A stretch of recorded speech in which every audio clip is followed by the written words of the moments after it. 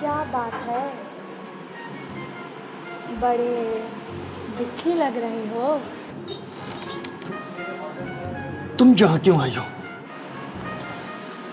तुम क्या मेरे यहाँ आने पर भी पाबंदी लगाओगे? तुम पर कौन पाबंदी लगा सकता है कमल? तुम तो आजाद हो, आजाद हो।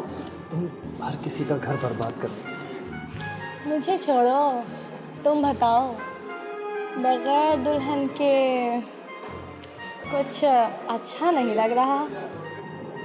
देखो देखो कमल, प्लीज, खुदा के लिए कमल, तुम यहाँ से चली जाओ। क्यों क्यों तुम मेरी जिंदगी खराब करने पर तुली हुई हो? कमाल है, आरफा का गुस्सा हम पर निकाल रहे हो। आरफा?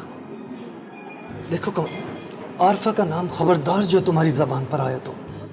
आहिस्ता नासिर साहब, आहिस्ता।